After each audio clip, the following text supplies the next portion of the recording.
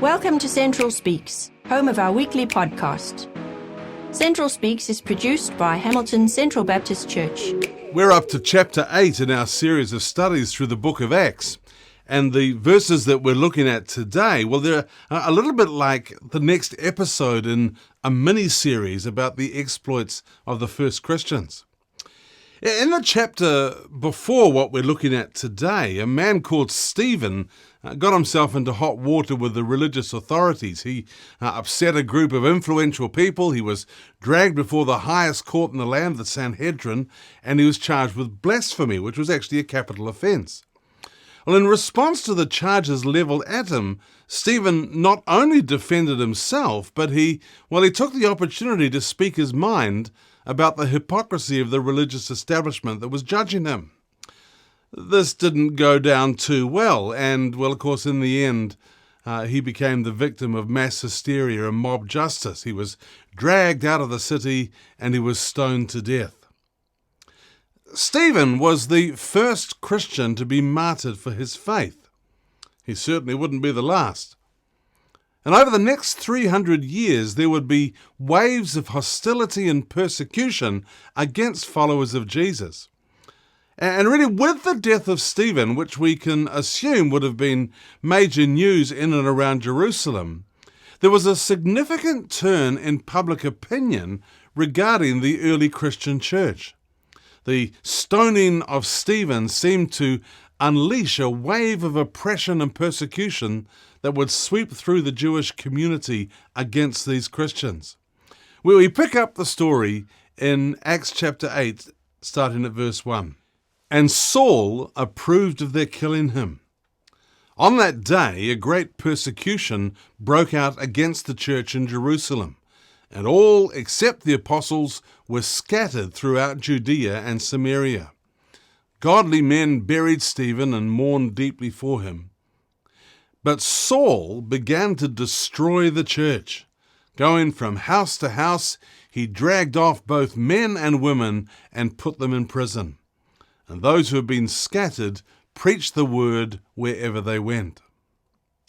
Well, the first thing to note in these verses is the entry of a man called Saul onto the stage of early Christianity. We actually saw first mention of him in chapter 7 when people who were stoning Stephen laid their cloaks at his feet. Saul was later to be known, of course, as Paul, the great apostle to the church, for whose teaching we're extremely dependent upon today. But at this time, Saul was about as close to the Christian faith as East is to the West. Saul had a particular hatred for Christ's followers. He despised them, and he really represented the epitome of Jewish anger and hostility towards those who believed that Jesus was the long-awaited Messiah. It became his earnest mission in life to destroy the emerging church in its infancy. We'll get to hear more of Saul's antics in later chapters, but unfortunately, for people like Saul and the other Christian-hating Jews, their efforts to extinguish the flame of Christianity through persecution was about as effective as trying to put out a fat or an oil fire by throwing a bucket of water onto it. Water lands on the boiling fat, heats up instantly, and then explodes, spraying burning fat over the walls and so on. You then have several little fat fires that need to be extinguished. And that's pretty much what happened with the early Christian church. The more cold water the Jews poured on the flaming oil of the Holy Spirit's work, the more it spread. Rather than just in Jerusalem, the whole of Judea and Samaria were actually set alight with pockets of gospel fire. Well, when you trace the development of the Christian church over the last 20 centuries, overt opposition and persecution aimed at squashing the Christian movement has usually had the opposite effect. In the midst of oppression and persecution, the more the gospel spread and flourished. A classic example in our lifetime has actually been the thriving expansion of the church in mainland China. When the communists took over and booted all the missionaries out of China in the late 1940s, there were many people who thought pessimistically that this would signal the demise of the Christian church in China. That was certainly the hope the communist authorities had. Churches were forcibly closed and heavy controls were imposed. But quite the reverse has actually happened. Although many Christian leaders have been severely treated and brutally persecuted, the church in China has continued to flourish and has grown phenomenally, actually far in excess of growth patterns prior to when the communists took over, and far, far faster than in Western countries where it's actually illegal to persecute Christians. Well, coming back to this first generation of the church and the situation that's described in Acts chapter 8, well, what are some lessons that we can learn? Well, let me offer 3 observations about what it meant to be a follower of Jesus in those days. Maybe these are 3 principles that we can apply to our situation today and what it means to follow Jesus in our context. And the first is that being a Christian was not a costless commitment. I mean, think about what it might have been like to belong to the community of believers in those days. It was more than simply a philosophical mindset or the adoption of a set of morals to live by. It actually required a degree of intestinal fortitude or guts to be a follower of Jesus. For many, that meant living life on the run, constantly looking over your shoulder, wondering whether the next knock on the door might be a band of Saul-type Christian haters coming to drag you off to prison. It meant living with the stigma of being misunderstood and misinterpreted. Your values were often twisted and turned around against you, making you feel like a social misfit. The people next door, the people you worked with, they would probably think you were strange or weird. And, well, being a follower of Jesus meant being a religious and a kind of a social salmon, swimming against the stream of current popular opinion. When it came to life values, rather than building your nest and amassing your own wealth for your own comfort, these Christians actually had a most unusual practice of giving and sharing their resources. They showed hospitality to the weirdest and strangest of people, that they were known for worshipping God in the most unusual of ways, and a decision to follow Jesus in those days was really a decision to be odd amongst your peers. And, well, generally speaking, communities or societies, they do not like odd people. I mean, for some, it meant running the risk of being separated from your husband or your wife, or having your children taken from you. You might be arrested, or they might be arrested. And verse 3 says that Saul was out to destroy the church. Now, the original Greek word that's translated there as destroy in our English Bibles was similar to the ravaging that a wild animal would make of its prey. It was dangerous, threatening, a costly commitment to be a follower of Jesus. Well, when you read some of the stories about the early Christians, it inevitably raises the question, what does it cost, or what has it cost us to follow Jesus? I mean, what if we had to give up or endure or bear in order to be one of Jesus' disciples? I mean, has it actually cost us anything yet? I mean, given that we don't live in a police state like the first century church did, and given that persecution of Christians is technically illegal in our country, as I read the teaching of Jesus, I still get the impression that to be one of his followers must inevitably cost us something. We may not have people chasing us and haranguing us and imprisoning us or stoning us, but the teaching and the warnings of Jesus about how the world would think of or regard us is still quite clear. Jesus warned us of hatred and cynicism and misunderstanding that all of us as God's children may have to endure. Now, to follow him, well, that means a cost and a sacrifice in terms of our image in society. How we handle our money and our wealth, well, that's going to be different from the accepted norm of our society. How we discipline our children, how we behave and think morally and sexually, that's going to be in sharp distinction to the viewpoints of others. And to live in God's kingdom and to follow the will and teaching of Jesus, well, that inevitably brings the Christian into conflict with his or her peers. I mean, it must do, because the way of life in the kingdom of God is so sharply different from that of the world. I mean, one of the metaphors that Jesus used to describe his disciples was light in the world. We're illuminators of God's truth and God's values. In John chapter 3, he spoke of how those who live in spiritual darkness actually hate light. If we're righteous lights, we're a reproach, we're a rebuke to the darkness that's around us. And, well, people don't like that. I remember reading how Billy Graham once received a letter from a young man who'd been converted to communism in Mexico. And he wrote his letter breaking off his engagement with his fiancée because of his dedication to the cause of world communism. Listen to part of what he wrote. He said, "We communists, we have a high casualty rate. We're the ones who get shot and hung and lynched and tarred and feathered and jailed and slandered and ridiculed and fired from our jobs and in every other way made as uncomfortable as possible. A certain percentage of us get killed or imprisoned. We live in virtual poverty. We turn back to the party every penny we make above what's absolutely necessary to keep us alive. We communists don't have the time or the money for many movies or concerts or T-bone steaks or decent homes and new cars. We've been described as fanatics. Well, we are fanatics. Our lives are dominated by one great overshadowing factor, the struggle for world communism. We communists," he went on, "have a philosophy of life which no amount of money could buy. We have a cause to fight for, a definite purpose in life. We subordinate our petty personal selves into a great movement of humanity, and if our personal lives seem hard or our egos appear to suffer through subordination to the party, then, well, we are adequately compensated by the thought that each of us in his small way is contributing to something new and true and better for mankind.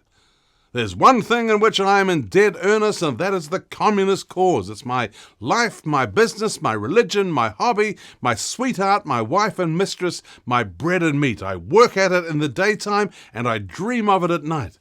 Its hold on me grows, not lessens, as time goes on. Therefore, I cannot carry on a friendship or a love affair or even a conversation without relating it to this force which both drives and guides my life. I evaluate people, books, ideas, and actions according to how they affect the communist cause and by their attitude towards it. I've been in jail because of my ideas, and if necessary, I'm ready to go before a firing squad." What does it actually cost us to follow Jesus? You know, one of the criticisms of modern-day Christianity is that it's often very difficult to distinguish Christian lifestyle from those who are not Christians. I mean, what is there about our lifestyle, our values, that's actually distinctive? Maybe we don't suffer persecution and ostracism for what we believe because it's actually not particularly obvious that we believe any different to other people. We blend in with our culture. We work hard at not standing out from the crowd.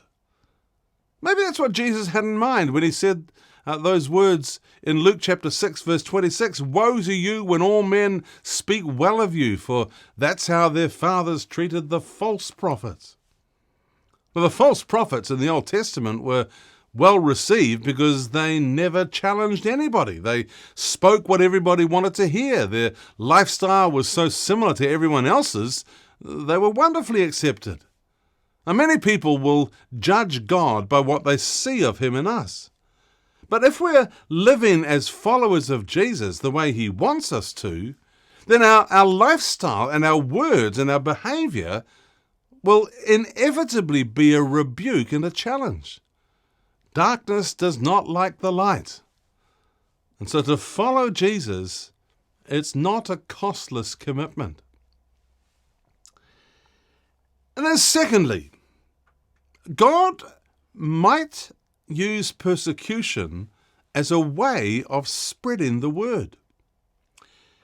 In other words, rather than seeing the outbreak of persecution here in a purely negative light, God may well have had a mission strategy in allowing the church to be persecuted at this time.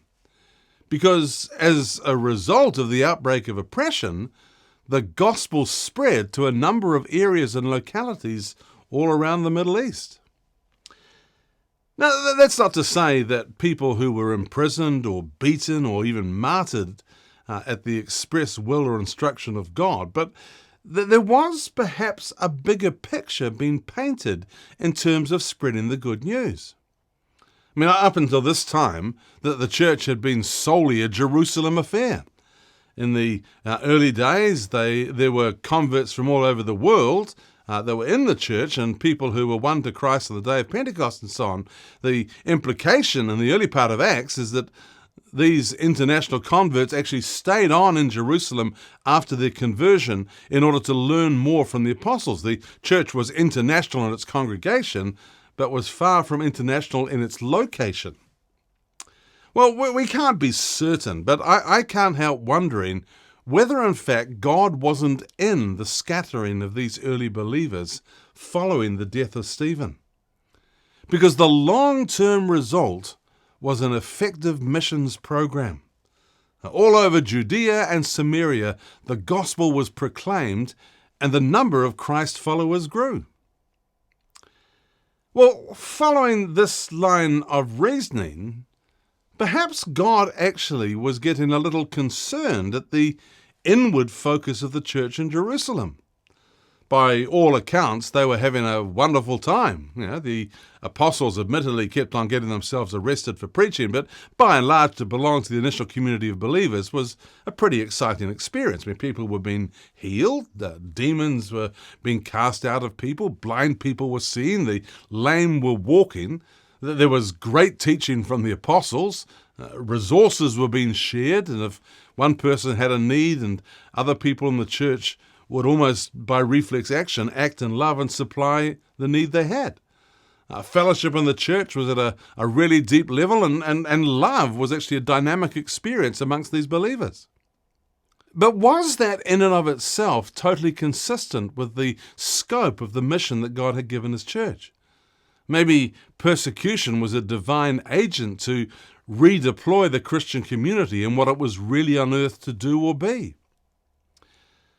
Earlier on in the book of Acts, we noted the original Greek word that defined the level of fellowship that they enjoyed, that rich word koinonia, rich in meaning and implication. But there's actually a dark side to that term as well.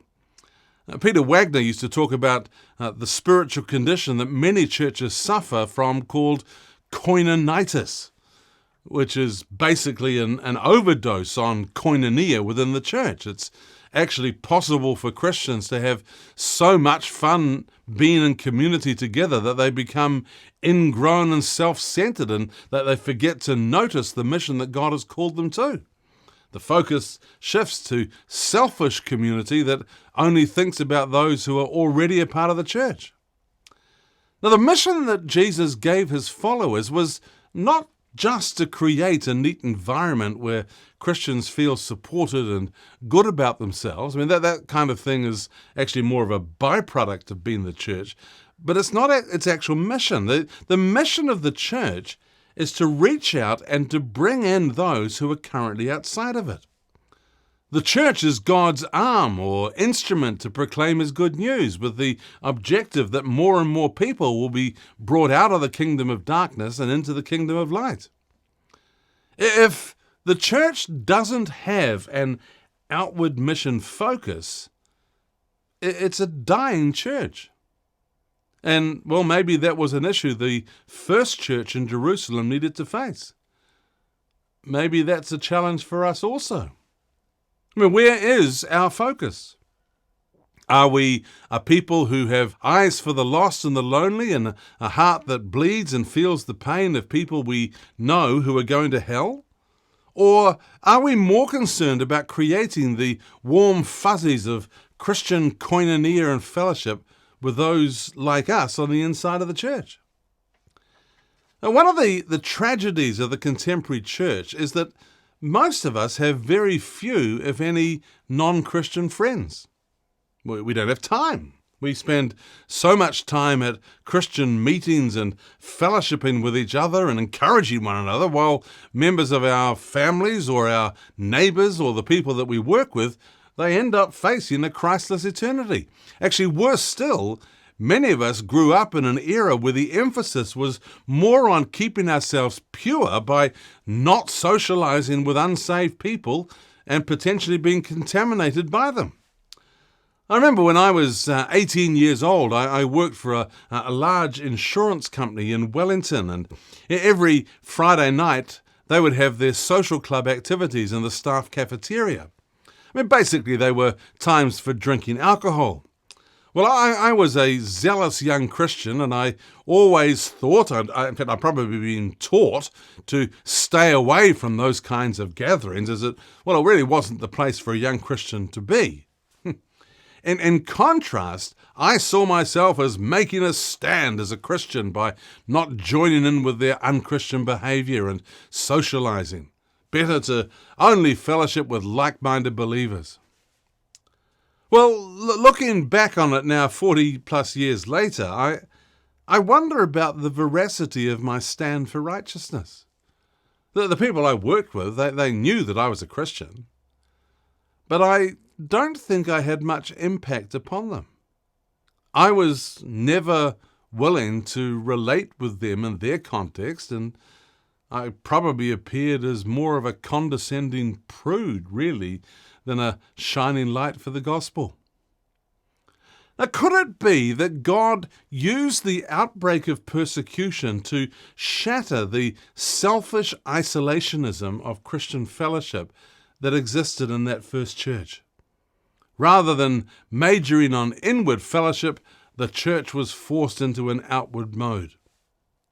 Well, maybe God's getting ready to do that again. And then thirdly and finally, wherever the believers scattered, they saw it as a mission field. Verse 4 says, those who had been scattered preached the word wherever they went. Wherever they went, wherever they fled to, they saw it as an opportunity to proclaim the word of God. Wherever they found themselves, they saw it as a mission field. There were people and opportunities all around them wherever they went to whom they could speak about the Lord and tell their story. Now, this verse doesn't describe Christians who had a particular gift in the area of evangelism. It describes people with a particular philosophy of life. Wherever they found themselves, they were ready and willing and competent to speak about Jesus. Their whole lives revolved around opportunities for them to serve. You know, how many Christians today are useless for the kingdom of God because they're forever moaning and grumbling about their current situation? Rather than seeing it as a place or a situation or an opportunity in which God has placed them, or at least wants to use them, that they spend their time bemoaning their plight and they grizzle and complain. They don't like their job, or they don't like their boss, or they don't like their neighbourhood, or they don't like their classmates, or whatever. Now, these believers here were totally different to that. Their circumstances were far from ideal. At times they were possibly fleeing for their lives. They lived in constant fear for their safety. However, evidently, wherever they went or wherever they found themselves, it was an opportunity to speak out and represent Jesus. Wherever they were planted, they bloomed. They didn't do evangelism, they lived the gospel. And so as a closing thought, how does this compare with our experience today? How do we perceive the situation that we're in at present? The pleasant and the not so pleasant all are actually an opportunity for us to demonstrate the love and the life of the kingdom of God. So let's make the decision to allow God to use us in whatever opportunity we find ourselves. I love the way the Apostle Paul would later describe our responsibility in 2 Corinthians chapter 5, verse 20. We are therefore Christ's ambassadors, as though God were making his appeal through us. We implore you on Christ's behalf, be reconciled to God. Thanks for joining us this week online. Come join us on Sunday mornings too if you're in Hamilton. Find out more about Hamilton Central Baptist Church and discover ways to get involved at www.hcbc.nz. Join us again next week at Central Speaks.